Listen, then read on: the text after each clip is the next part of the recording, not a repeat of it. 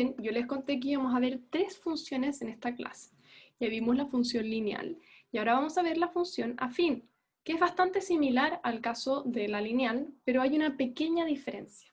Vamos a llamar a la función afín a toda función que va a poseer esta forma, es decir, es un f de x tal que es igual a una función lineal, pero le sumamos una cantidad. O sea, conservamos la pendiente, pero agregamos un valor.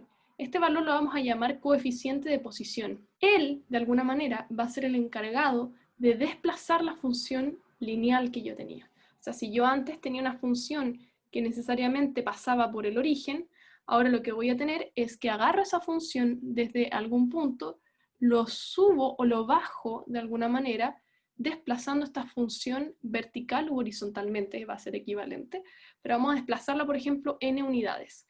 Y recuerden en la clase pasada que vimos que cuando yo adiciono un valor, una constante fuera de la función f de x más algún valor n, vamos a tener que eso corresponde a un desplazamiento de mi función vertical en el caso de que n sea positivo. Y también va a ser un desplazamiento vertical pero hacia abajo en el caso de que el valor que yo le sumo corresponde a un valor negativo.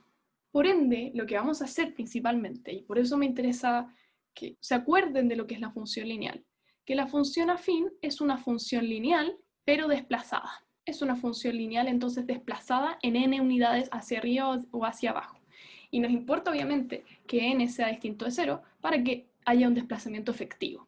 Lo interesante es que al desplazarlo, ahora yo ya no paso por el origen, ahora cuando yo intersecto al eje Y, la intersección corresponde al punto 0,n, porque x vale 0, y cuando intersecto al eje X vale menos n sobre m, y obviamente y tiene que valer 0 porque la altura es nula en este punto. Veamos un par de ejemplos de relaciones afines que nosotros podemos encontrarnos en la realidad.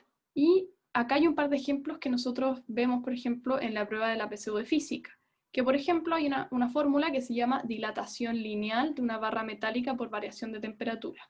Vamos a tener que cuando una barra, por ejemplo, de metal se calienta, sabemos que se estira. Entonces, el largo final que va a poseer va a corresponder al largo inicial multiplicando 1 más alfa por t. Si yo reordeno esta función, voy a tener que L de f es igual a L sub 0 más L sub 0 por alfa por t. Entonces, si analizamos esta última función, vamos a ver que la temperatura sería la variable independiente, en este caso sería nuestro x por decirlo. L sub f corresponde a la variable dependiente, ya que depende de la temperatura que yo introduzca cuánto varía el largo de la barra cuando la caliento. Voy a tener entonces que la pendiente m va a ser lo que multiplica la variable independiente y lo que sobra o lo que yo le sumo es el coeficiente de posición. Entonces claramente identificamos que el largo final en función de la temperatura es igual a L sub 0 por alfa por t más L sub 0, donde claramente se puede visualizar cuál es la pendiente, el coeficiente de posición y las variables respectivas. Ahora, otro ejemplo es cuando uno, por ejemplo, se estaciona. Tenemos que el cobro de un estacionamiento con respecto al tiempo es una función afín. ¿Por qué? Porque a veces cuando uno se estaciona te cobran de base cierto valor y el tiempo que uno está estacionado se suma. Digamos que yo me estaciono en un estacionamiento que tiene una tarifa de base B, o sea, independiente de cuánto tiempo yo esté, de base me van a cobrar B pesos.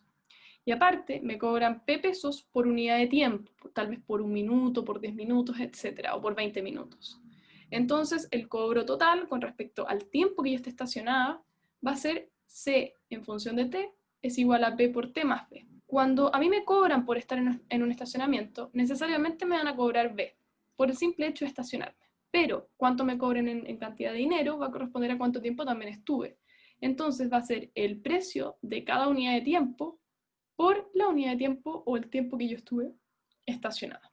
Y eso claramente es una función afín, porque vemos que la variable independiente es t, la variable dependiente es el cobro en función del tiempo, t, vamos a ver que la pendiente es p, y vamos a ver que el coeficiente de posición es n. Otro caso que también aparece en la prueba, pero esta de matemática, que es súper importante cuando nosotros estudiamos relaciones afines, vemos la fórmula de interés simple. Recuerden que nosotros vimos que el capital final es igual al capital inicial por todo este choclón, que es 1 más i partido en 100 por n. Entonces analicemos por qué esto sería una función afín. Si yo reordeno esto, voy a tener el capital final en función de cuántas veces reajusto mi capital inicial, va a ser igual al capital inicial por 1, o sea, capital inicial más capital inicial por toda esta expresión que está después, que es i partido en 100 por n.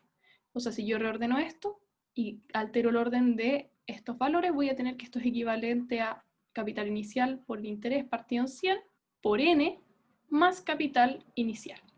Y aquí claramente es fácil identificar quiénes son las variables dependientes, independientes, etc. La variable independiente es la cantidad de veces que yo reajusto de alguna forma mi dinero. Entonces esta va a ser la variable independiente. Necesariamente el cobro, el capital final, va a corresponder a la variable dependiente. Y vemos que la pendiente va a ser lo que multiplica a n en este caso, que va a ser m, y simplemente el capital inicial va a corresponder al coeficiente de posición.